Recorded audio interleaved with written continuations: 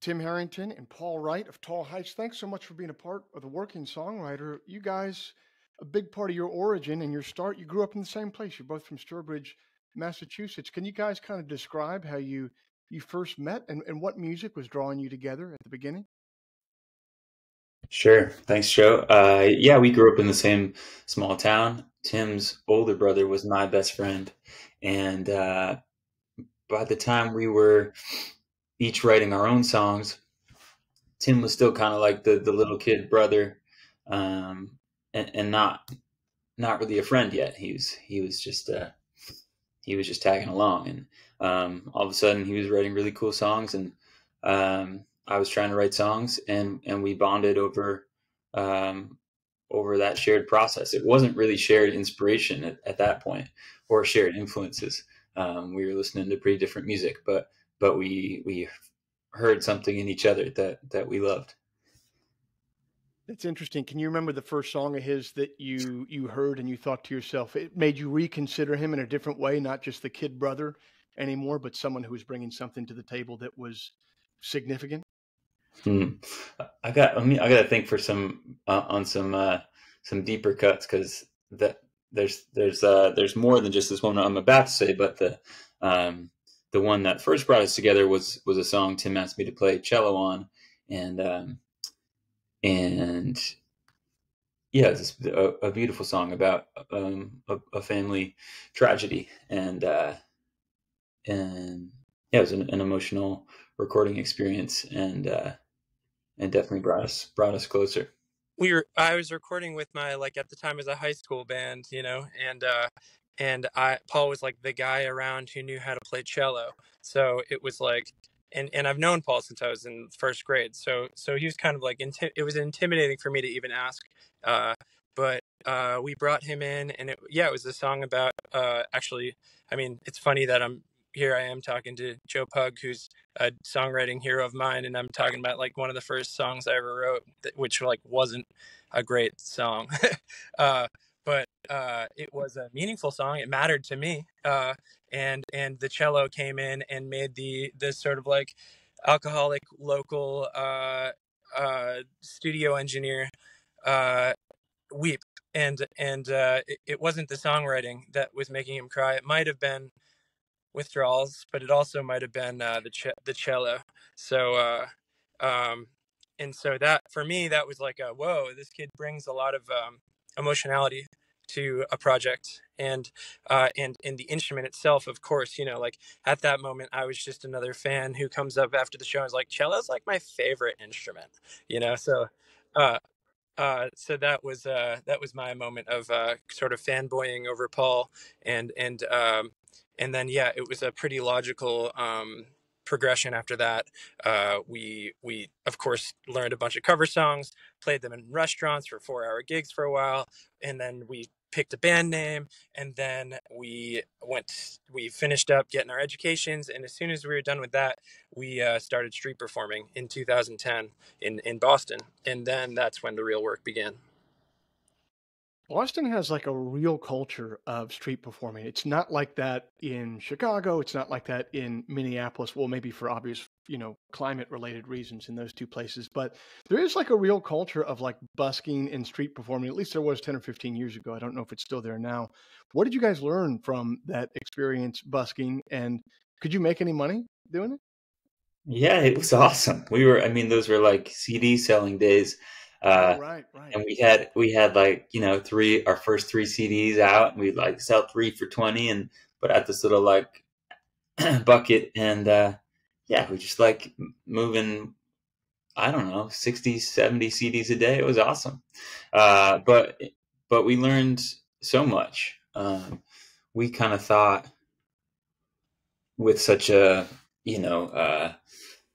mobile crowd and a changing crowd, that like our first moves were just like play cover songs, because that's what worked, and it got people to like actually look at you. And then after a while, we discovered that if we could like put on a real show, we'd grab these like evening shifts where we'd be out in front of Faneuil Hall, and the street lamps would come on, and like a beautiful summer evening, and we would just play our songs, and people would sit down on the cobblestones, and that made more people sit down, and this big semicircle of people would just stand there, and it was no longer this like 2-second listening crowd. It was a show, and it made us believe in ourselves and in the power of our own songs, and yeah, those were Yeah, and also just like the art of building an arc of a performance. You know, Joe, I know you know what I'm talking about. Just like, uh, for whatever reason, you know, there's the song that you would never play at the end of the set, and then there's the song that you would never play at the beginning of the set. You know, there's like, and so like just learning the very subtlety, the tiny little like onion layers of putting on a show that would might captivate somebody, and you realize like, oh yeah, it's not about like, of course there's a time and a place for playing a familiar song to a person, but it's way deeper than that. It's like it's the whole thing is just sculpting an experience, you know, against the backdrop of another person's day, you know. uh Yes. and so we were able to sort of like meet people where they were and then take them somewhere else, and that was something that we just still are using every single day. Like, you know, when you've got that crowd that's just not listening to the music, and rather than trying to bowl them over with the big song, you play the small song, right? Like that's at the beginning, you forget that you would never think that that's a thing, but I know you know what I'm talking about. You know, you Yes. can like really control people with, and that sounds like a little bit power hungry, and maybe it kind of is. Maybe we're all a little bit crazy with that, like trying to gain control and and and you know deploy it in the form of a superpower, in the form of music and performance. You know, it feels really good for me. You know, it matters a lot to me. uh and so, and the street performing was like, yeah, just to the dumbass realization of like, wow, you know, you could learn all the covers in the world and it's still not a good show, but you play one cover, but you put on a good performance over the course of an arc of a set, and you've got like these people talking to us still, like from those performances 10, 15 years ago, where people are like, it was such a magical event, and we're like, yeah, well, you know, that we had a lot of help from Faneuil Hall Marketplace turning on those sparkly lights, but then we just put on a show. yeah.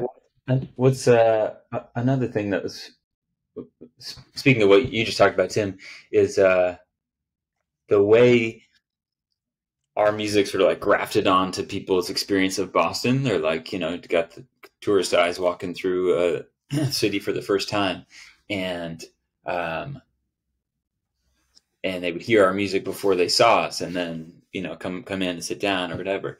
And uh, people who come see us 5 or 10 more times over the years would still talk about that like discovery moment, that sort of eye-opening, memory making. This is Boston, and this is this band from Boston, um, and the way that like the context of your music, the context of the show Well, matters. what you guys just described to me there, I think, man, I've done this show for a long time. We've done like over 200 episodes of this podcast, and I feel like you guys have described better than anyone else who's been on here the distillation of what the music business actually is. You said you want to kind of sculpt an experience that takes people from one place and it transports them to another place. And if you can do that thing, you will make money, and you'll make fans doing this, whether it's in front of Faneuil Hall or it goes all the way up to Taylor Swift, you know, putting on these massive stadium concerts. It's fundamentally the same thing. And that's why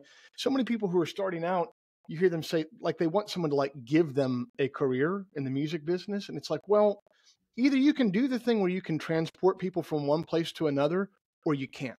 And if Yeah, you can do it, you'll always have a place in entertainment and music. And if you can't do it, the most powerful corporation on the face of the earth could not make you interesting to people. And so I just think that that's a beautiful. Have you guys been able to kind of carry that mindset even now as the business has grown and you've had to do it on in a more formal way?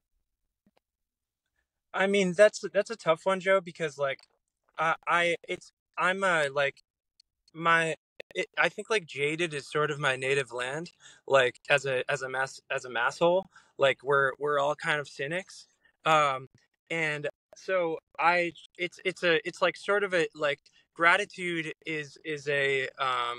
and an appreciation for what we have is a muscle I need to continually work at. So like the negative voice in my head that is so like in the critical voice in my head feels discouraged a lot of times because I so believe in my ability to do what you're talking about. And like, you know, we know how to play a good show at this point in time. And and also like, you know, this is a podcast where we have a discussion. So like, don't take this as like argument or disagreement for the sake of it, but I think it's for the sake of a good conversation. I don't know if you have it or you don't have it, like, because I think we didn't have it and we now have it, and we have it now better than we had it 2 years ago. And we have it, you know, it's been a thing like the art of creating that arc and transporting it people from here to there in a moment of performance. That's something that continually, actually, I think we're getting better and better at, which is exciting to me. That's awesome. And then the other piece of that of like believing in ourselves to continue doing it. Well, you know, the last 10 years speak for themselves. We can't stop. We love it, you know. Yeah. But then also there's the business aspect of it, of like whatever the business frustrations of like, man, I wish I you know, right now I'm sitting in a car with this little dude who's like hopefully taking a nap, but he's not. And and and I'm worried. I want to be a good dad for them. Like, not, I know I'm a great dad on an emotional level, but on like a financial career level too, you know. And like, and we don't make as much, you know, because this is a business podcast as well as a music podcast, so it's all at play. So yeah, it's like, that's a complicated one for me to say, and obviously I believe in us. I would never do this if I didn't, you know, like, Right. and I believe in that dude, he's down there, and I believe in this dude right here, and and I love making records and I love playing shows, you know, and so that's what keeps me on it. Whether or not that like will for sure result in me being able to pay for my children to go to like overpriced college one day, I don't know. I have no Sure. idea. Sure. Well, I mean, I know what you mean about like getting better and better at that arc. I was joking around with my wife the other day. I'm at a point now where if I'm doing like a headline show in a small club and I wake up that morning in the hotel, I'm getting ready to go. There's no question in my mind of how the show is going to go that night. If I've sold a couple hundred tickets to people who know my music, I know for sure that they're about to get a really good 75-minute show, and I know how they're going to feel afterwards. Yeah. Hey, I'm a fan in the crowd, man. It's a good Yep. show. Yeah. Thank you. Well, but I'm sure you can remember it because I think back on a time 10 years ago when I was just starting out, I'd wake up in that hotel room and I'd be like, I wonder how the show's going to go tonight. You know what I mean? Because sometimes it would be what we're talking about, the transport thing, but sometimes because I didn't have the experience yet, it wouldn't quite get people there, you know? So can you guys remember, did you have that experience too? And then do you remember crossing the Rubicon to a place where you're like, yeah, pretty much now we know how to get you 100% of the time? Yeah. No, I mean, I could blab, but I'm going to let Paul take this one. yeah, I mean, what was funny, Joe, is that coming out of those street performing magical evenings and then trying to get on the road, and you know, those first rooms you get to play in a new city, when you had never sold a ticket there in your life before, are not glorious. And we are also, you know, it's like piecing together our own tours. Like we play at college and then we go play the bar downtown, and there are magical elements of that, and there are also a lot of trying evenings, and trying situations, and even like our first support tours, opening for Wild Child as a duo, where you're like, we can't quite wrangle this crowd, but we almost had them. We're like, it was still a really fun show, but you didn't like totally have them locked. And yeah, it took years, and eventually, you know, we're playing better rooms as a duo, but then getting the, you know, open tours in theaters, and we made a record that had electronic drums and a lot of synths on it, and we brought a band out, and you're sort of like, and then to fast forward, pandemic hit, and we went back to or we shifted to duo mode for our very first shows after pandemic, and we had fans host concerts in their backyards. We sold tickets, and We did those just a duo with a simple PA that we brought, and yeah, I think we were so much better for all the experiences we had, the band headline shows, the duo support slots, and you realize that despite what I said about sort of the context of the show, when you remove a lot of the layers that make you feel important on stage or whatever, the lights, the big PA, and you're just a guy in a backyard with a cello or a guitar singing your song, that can be pretty scary, but it can make a fan's life. I mean, those shows for many of our fans were their favorites. For people who'd seen us a bunch of times. So yeah, that was a rambling answer to your question, but it was a journey, and I think there were infinite failures, and yet each of those we were able to learn from and So take me to and to distill it down, if I may, like I think like what Paul's talking about, to be able to take it into a backyard with just the two of us, and Joe, you're saying the same thing. It's like the colloquial word that we all love is swagger, right? Like you just you realize like, oh, I don't need it. I can just do this. Like you could add whatever you want, but that's to augment what you have, not to make up for what you don't have. You could add drums and lights, but you could also just have one guitar and a cello and our two voices is completely unplugged or whatever, anything in between. And I think it's not just like trusting in the skill set of like telling a story, but also like over the years, you're getting better at like using the instrument of your voice. And I think like, just like, I would say to I see it all the time in young artists where I'm like, you just got to learn how to like sing with your own voice a little better, like, and 100%. yeah, 100%. I mean, that's true on an aesthetic level, and it's even true on like a technical level. When I was first doing my tours early on, I would like lose my voice all the time. That's kind of what I was talking about. Yeah. And now like I don't know what it is. I don't lose my voice at all. Knock on wood, but I don't lose my voice at all, and I can only chalk it up to like, I just know how to sing now in a way that doesn't hurt me. And also I think probably you're more comfortable in your own skin. And I think I think all of those, like for me, I was the same way. Paul never quite had like the hoarse voice at end of set thing. Like just, I think like probably he just didn't listen to as much Incubus as I did, like, but like it's like I was trying to sing in a way that was destructive, but also like I thought that the whole mechanism was one of tension, because the sound that I loved was like tension music, like angst and tight, and you hear that like choked voice of, for example, Incubus, but like actually that motherfucker's just singing with loose, like everything's really like it sounds a certain way to me, but like definitely if he could sing 90-minute set, he's not all tensed up. That's just like and so it's like, and the things that would make me it was like I was starting from a place of tension, and then I would like my voice would start to deteriorate or start to crack, and I thought the antidote, the way to like control those cracks, was to tense up even more. So it was like a downward spiral of like adding tension to tension.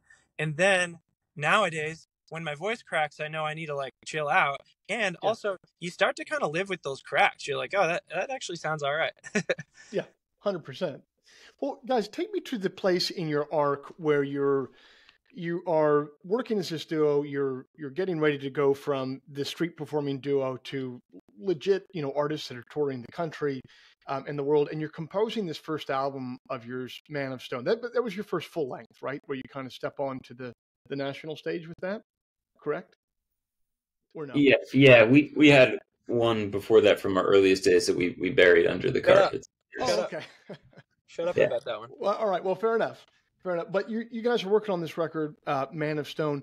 How did your relationship as writers and composers start to manifest itself? How did your process start to manifest itself working with each other, writing and composing? Yeah. Well, go ahead, Bess. Well, I was going to say it predates Man of Stone by many years. So by the time we're actually writing that record, the process was very familiar. In our earliest years of writing together, we quickly got into this habit of sort of like acting as each other's producers. One of us would send some, pre-iPhone voice memo kind of thing to the other, and it might just be a verse. It might be a verse and a chorus, or it could be a full song. But we were sort of giving each other feedback and writing bridges to each other's songs and tweaking choruses, or just having a discussion about what is this really about, and how do you want to say that, and that very much was the process that drove those songs for Men of Stone. I think by that point we were living in the same city, which we hadn't been for all of our earliest writing days, and so it was a lot more like real time feedback. Like, you come over to my place and let me play a song, and a lot of workshopping right there in the moment. But yeah, we recorded that one ourselves in Tim's little spare room, and so it was very much the familiar and insular process of trusting in each other. Yeah, and if I may sort of control the narrative here, I like on a national career level, like Man of Stone was still pretty prehistoric. Like, I mean, really, the national, like, when we talk about like the record we're making now, for example, we're just calling it LP4 because I think we think of Neptune as LP1, right? Mm-hmm. And so because Neptune was the one where we put out music that actually started resonating with a larger audience than just our like friends and cousins. Okay. Well, then take me to that one, because so Neptune is one. It comes out, I believe, in 2015 or 2016, and you end up doing that one with Sony Masterworks. So that seems like this huge jump from, hey, we're playing in front of Faneuil Hall, to we're making a record with a major record label here. How did that come together, and how did it change how the record was made? So we put out an EP before Neptune that we called Holding On, Holding Out. And there was a song on that track on that EP called Holding On, Holding Out, but it felt like the right word because we had at that point in time put in what we thought was a lot of work and hadn't really seen a lot of success for it, and it felt like a holding on, holding out sort of moment. We dropped that EP. That was right at in like the Wild West moments of Spotify, like where those editorial playlists would just like happen and crazy things could happen, and that's really what did happen. We put out a song called Spirit Cold, and you know again just sort of crickets, and we were like playing our obligatory release shows, which didn't sell well at all, and we're like driving across Indiana trying to like make it work, and then all of a sudden our phones started getting lit up on a ride across Indiana. We were pretty dang depressed, to be honest, and our phone started blinging, and people were like, yo, your song's going viral, and we're like, what are you talking about? And sure enough, Spirit Cold, based on how small we were, there's some like equation they do about how small you are versus how many plays you're getting or something, and that decides whether or not you're viral. So we were like a perfect little like tiny petri dish, like growing quickly. So we were suddenly on like viral charts with this song because it was getting playlisted, and so we're getting millions of plays on this thing called Spotify, which we didn't even know if it was going to last, but we're like, okay, that's cool. Hey. And then a bunch of other weird stuff happened around Spirit Cold, and this is where like the alchemy of like a moment, it just like I just don't get it. Like obviously it's a good song, and or I think it's a good song, like and it has proven itself to be like or like effective to people in the world, in that like people seem to really resonate with it consistently.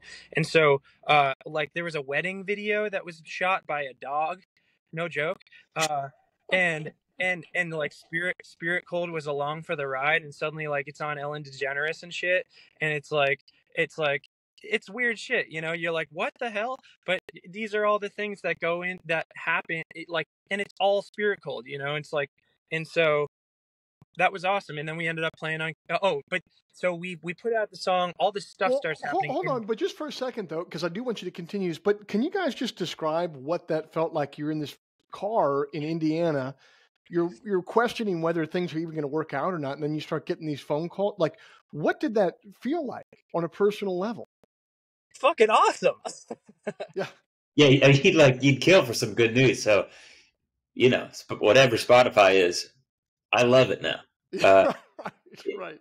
and yeah, but it could, we had no idea. It could have been a flash in the pan. All we knew is that it seemed really good.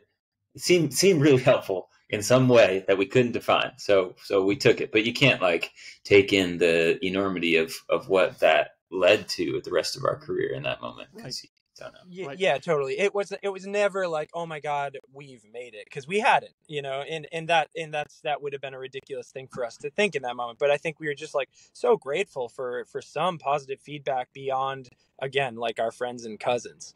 So it's like that I think was a big thing, and then but yeah, the whole time you just always, I mean, I shouldn't say you, I just like, this is where the gratitude things comes in. Like, I need to take inventory of what I do have and not long for the things I don't have, but it's just like native to in my chest to feel that way.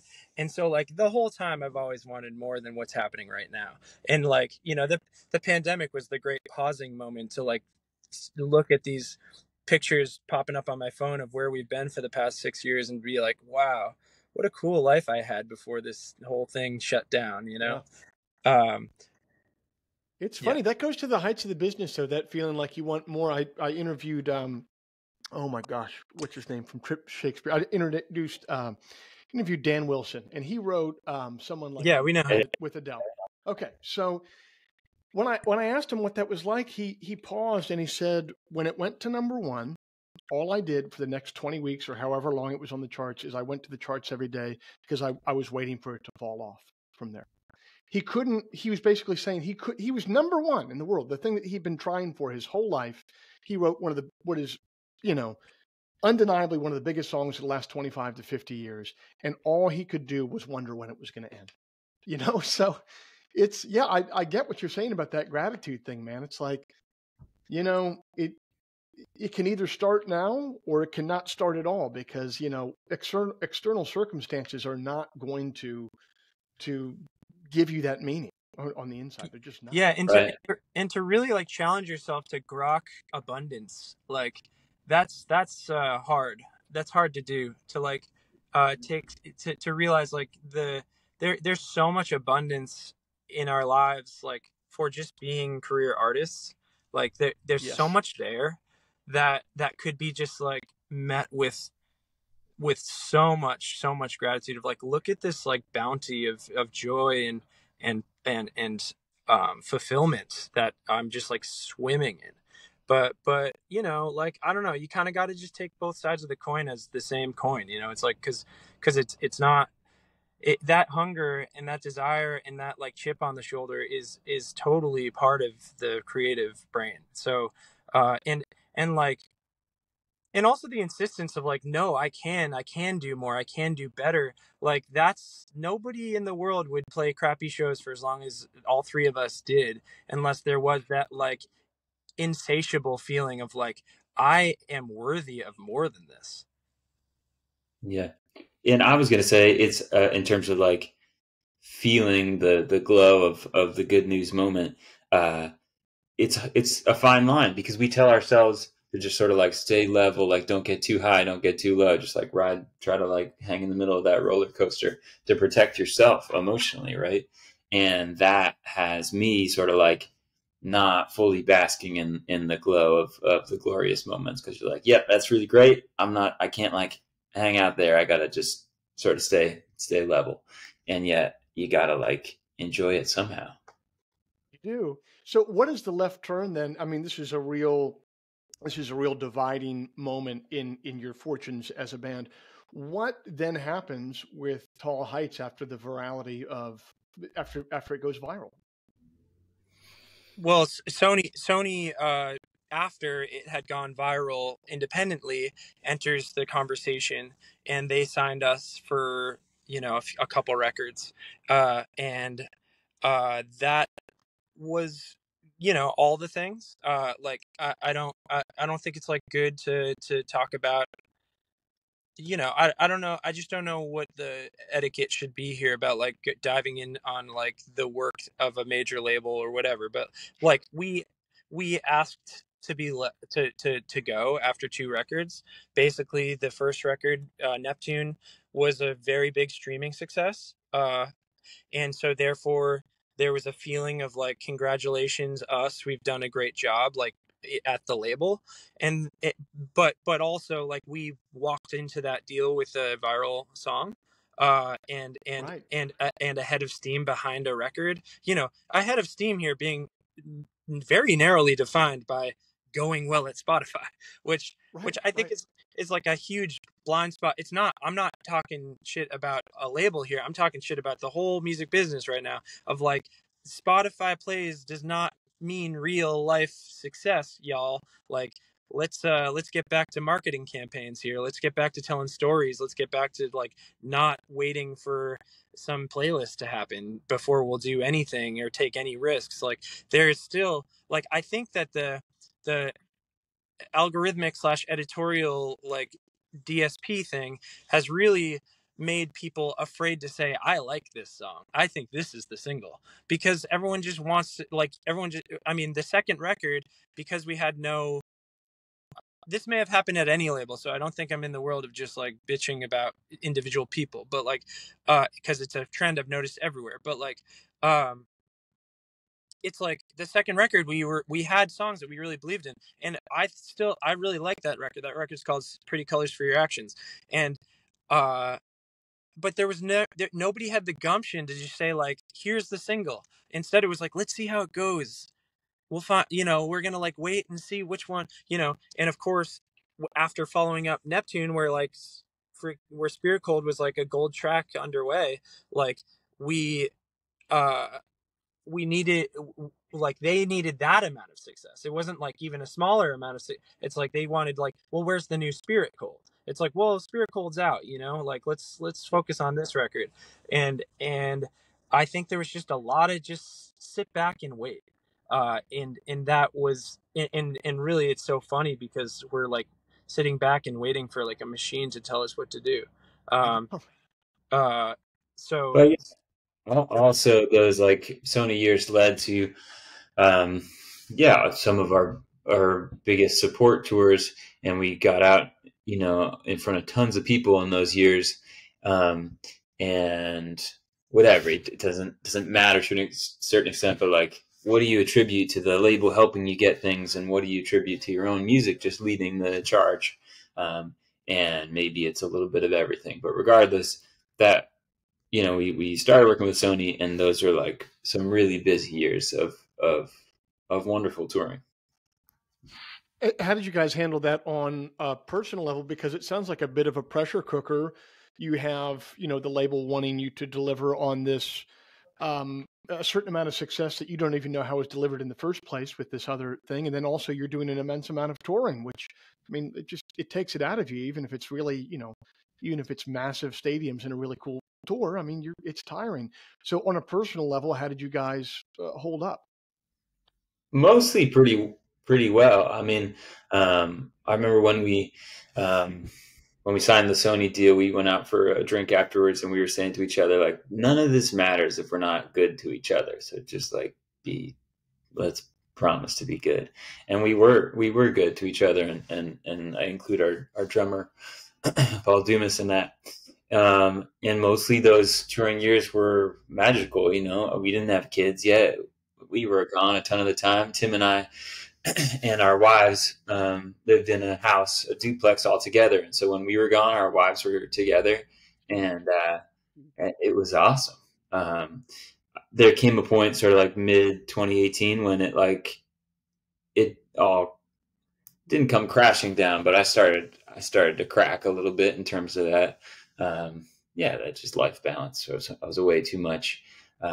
My wife was having a hard time, and it was tricky, for sure. I mean, I toured like that for years, and then I remember one tour, it was right before we had just got married. We hadn't had kids yet, and I was getting ready to leave for a really long, like 8-week tour.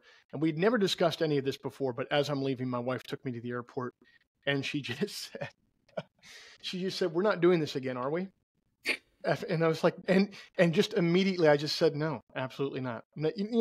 She had cut me so much slack for 10 years, and this 8-week tour came up and she was like, yeah, go on this, but this isn't a thing that's happening anymore. It's like, no, it's not. And I came back and, she was pregnant 2 months later and here we are. It's a completely different world. How about you, Tim? How did you hold up during that time? Yeah, Paul put it really well, I think. I mean, uh, I feel blessed to have like my best pal as my business and musical partner, and I just like Paul's one of the people I respect most in the whole world. He knows that. Everybody in my life knows that. So I think that's a huge thing. Like just to in that like obviously there have been small moments of like chafe, but in the grand scheme of things, we like I really pride myself and ourselves on the touring vibe that we set at the top, and I can see that the most like toxic touring environments I've ever been in usually are like led by, like at the forefront, like the leader of the ship is is usually not setting a good example or like set or like lead it 100%. it all trickles down. So like it's not just the people who are in our bands and any crew we've had, or, like our sound guy Blake or our drummer Paul Dumas, or if we ever have an LD or whatever, or if the opening act is in the van with us, like it's a comment we get repeatedly actually, of like, man, this is such a healthy touring environment, and it's not like healthy in that we're not drinking too much, because we are drinking too much, but like, uh, but it's very respectful and like we validate each other the whole time. We try to lift each other up. So I loved those years, and I haven't, and I've never known how much I've never known how much I loved those years more than right now. Like this is Really? those are kind of like those were the in my I hear people talk about their like college years, which were kind of weird for me. Like as like, oh, those are the best 4 years of your life. You soak it every minute. You're never gonna get years like that's kind of how I feel about those touring years, and I'm trying to just like get better at not feeling that way, because I got to treat these years that I'm like hanging out with my kids that way. But like, 100%. but it's like, but the specific question of like when y'all were grinding hard, how'd you do? I felt like alive, Hmm. and also like vaguely depressed and and disappointed with that things aren't where they're at, and but those are just like, that's always this case. Of course, of course. You guys have a new record coming out next year. Talk to me about this project coming out, and specifically on the writing end. How do you guys think that you have developed it as writers over the last 10, 15 years? What have you gotten better at specifically for this forthcoming record? Oh man, Joe, you got like another 2 hours? I do. Yeah, I got all the time in the world, man. uh well, yeah, so I mean, this record was such a collision of a number of like of things in that we've already covered and things that we haven't covered yet. Like a lot of things kind of tied in, and I'm really, this is a moment where gratitude is actually pretty easy for me to grasp, because I can see that we couldn't have made the record we just made had we not gone through every little thing that we have gone through. Like it felt like an arrival of like tying all those things together, and you kind of start to say like, we never would have made, like, you can't say I wish I made this record 10 years ago, because you needed the 10 years in between to make the record now. uh, um so yeah, like basically we made our pandemic record called Juniors, and that was, the operative word here for that record is isolation, because uh there's the pandemic, and everybody made their pandemic record the way they had to, which is like, Joe, you look like us making that record.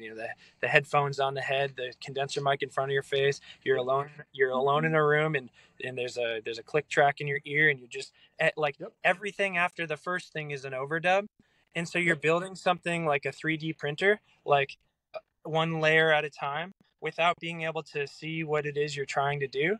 You're just, and so like sometimes that works, sometimes it doesn't work. Some people are really awesome at doing it that way. I think after coming out of the record, so like isolation is like isolation with headphones on, being able to isolate the guitar from the drums from the bass, but isolation is also like a state of mind and a state of being in the pandemic. coming out of the pandemic, we were just like not in the mood for that anymore. So the word that started being thrown around a lot more that I think works on both levels too is bleed. You know, like to bleed, like to cut your skin, to be vulnerable, to open up and really like be what you are, but also to allow the mics to pick up on everything. You know, the mic bleed. And as we're sort of having those conversations, we were just listening to a ton of Simon and Garfunkel, uh, Ah, and kind of like really trying to reckon with this like capital T, capital M, capital H, the male harmony duo. Uh, like, what is that, and how does that? How do you like frame something as that? And make like we've always liked making band sounds on records. Like we don't want we maybe we will at some point in time make our like Nebraska kind of stripped down record, but we're still in the process of trying to find our like fully fledged studio sound. And but like but we also, I think we're realizing we don't want to be an indie band, we want to be a duo. And I think some of our past records just present as an indie band, so like really trying to say like, how is it that Simon and Garfunkel gets to have like mega huge horn sections, but they're still Simon and oh, Garfunkel, that's you such a know? good question. I've never thought Uh, about that, but that's a really good point. and then, so those were the kind of the questions about with that, and then, uh, a guy we did a lot of touring with before the pandemic sort of surprised us. Ben Folds. He called us and asked if we'd go to Nashville and help him make his new record, which just came out. That record's called What Matters Most. And we were there for the entirety of its tracking. Wow. We were like playing guitar and cello and singing a lot on it. And very much so, it was his record. Like we didn't collect, like we actually wrote one song on the record with him, and we are indicated as like featuring Tall Heights on that one song. But all the rest, it's a Ben Folds record, and we just had the privilege of being there watching him create. And that was like really like a master class in recording in the live room, which is, you know, coming out of the headphones on your head pandemic record, capital I isolation. We were like jaw on the floor, like, oh my god, it's so exciting to be in a room playing together. And I think all of these things kind of just resulted in us having this hunch that like, if we're craving that sound of together and that sound of bleed and bleeding, maybe other people will be too, whether it's like consciously or subconsciously. Just hearing things in the room together, like, is going to be maybe a pretty righteous thing. And also like specifically trying to target something that's a little more Simon and Garfunkel, which is a thing we would have really uh, been afraid to try earlier in our career. And so that's what we did. We went into the studio. We kind of like took the Ben Folds lessons, applied them. There was some like copycatting. There was also some like, you know, here's how, hey, Ben did it this way, here's how we would have done it if we were at the helm of that session, you know, that kind of stuff. And then there was and it was just like a really beautiful, it was like 10 days in the studio, and we cut like 12 or 13 songs. So we were moving lightning fast, and we're mixing it now. And you know, there will be a couple last minute overdubs, but mostly it's just going to be those sessions. What were some of those lessons that you took from the Ben Fold sessions? What were some of the notes that you cribbed? um to realize that you're like, that what makes you so special is you being different, like, and to not adhere to any idea of what a song should be. Like, we did a lot of like, we called it emotional pre-production with Ben leading up to the that record, where he was like sharing demos with us, and we kind of, and you know, he never, I don't think he expected us to like write as many emails to him about them as we did, but that's just what we do. uh and like, but he was into it. But there were so many moments where I realized like, I in particular was trying to get him to like make a song sound more like the song I thought it would be, and he was just sticking to the thing that was going to be oddly him, you know, like, Hmm. uh and so I think like that was awesome for me as I learned how to like help us. uh and helping us means not just trying to write the best songs I can write, but also helping Paul be the weirdo that he is, you know, like empowering this individual person named Paul Wright to like make something that is as distinctive as his crazy hair, you know, like, it's like it's important that we capture the singularity of humans on these recordings. And it's so easy to think again and again that like, oh, I need to write a hit, so that means that the chorus needs to be where the chorus should be. That's you're making it too. But then like that's the shit that always resonates is the stuff that you've never heard before. So it's like, why would you ever make something sound like something that you've already heard if everything that ever works is something we haven't heard? Yes. Yes, I always find that the way forward in the music business, but maybe any business at all, but any creative endeavor, if you can describe beforehand what it is, like you're describing something that happened in the past, it's already over.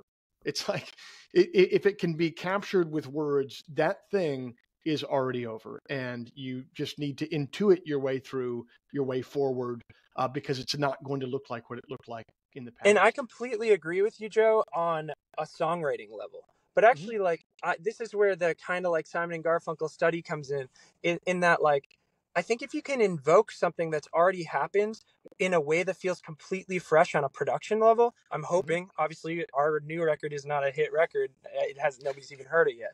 But like, but I'm observing this in other hit record scenarios, uh, like for example the way Fleet Foxes breakout record sounded to me a lot like the Beach Boys, like Hmm. for it's like it feel it or like the way Leon Bridges feels like Motown, uh it's like if you can really like reapply something familiar, like Joe, I don't know what your process is or how, but like some of your music does that for me too. Like with like John Prine or something. It's like, and so it's like the I don't know. It's I Yeah. think both things can be true. Yeah, it's funny. Sometimes I'm in the process of finishing a record right now, and I'm listening back to mixes. And what I'll do along these same lines is, you know how it can be hard to listen to your own stuff, and you have to get in the ears of wanting to listen to it as a listener. And so before listening to this record, I'm like, listen to this record the way that you'd listen to Willie Nelson's Phases and Stages. You know what I mean? Or Redheaded Stranger. And when I listen to it with those ears, it's not that everything is perfect on it and sounds good at that point, but I definitely give the record more grace where it should have it, and I can definitely align the record with something that is more kind of timeless and classic in that way. Yeah, totally. You just made me think about something that um, I was chewing on as you asked, like, how does the writing of this record and how does it differ from records we've put out before, and what do we learn from Folds? And um, I think there are many ways a song can sort of like capture lightning in a bottle and just stop someone in his tracks, right? There's a bunch of ways, and it's not that we all like write towards that goal per se, like we're writing for the purpose of self-expression, but obviously we know what a great song does to us, and so we on some level want to channel that. And there are some songs that sort of in recorded format, and this is where like from our more indie band days, it was a little bit more of a guiding force, just sort of like the way it's recorded and the sonic palette is like it's a soundtrack to a life in a way that you want it to accompany your day. And um, and then there are songs that are either like so universal or just specific enough the right way so that it feels like it's written just for you, like I'm sure you've had that fan come up to you and tell you they just lost somebody in their life and the song you sang just felt like exactly written for them in that moment. And that's magic too, and there's overlap between those. And then there's like a third way that maybe we hadn't captured as much in the past that I think we learned from Folds, and I think we were able to capture with this new record, and that's the kind of song that sort of stops you in its tracks, because it's just it's not that it's written for you, and it's not that it has to be the soundtrack for your life. It's that it's like it's a raw human emoting, a human that like knows his or herself and just emoting in a self realized full expression that something in us just recognizes that as a 3D image of the human experience and makes us want to lean in and listen to it. Does that make sense? Well, damn, now I got to go listen to this Ben Folds record, man. You got me all amped up for it. Well, fellas, listen, thanks. I've had a blast talking with you today. Thanks so much for being on the show. And this will definitely air before the new record comes out. But I wish good luck and Godspeed with all of it. I'm out here rooting for you. Thank you, Joe. It's great chatting with you, man. Yeah, Joe, I didn't get a chance to inject this, but just I'm such an admirer of yours. So thank you so much for having us on the show, and Godspeed to you as well. Before here, this is gonna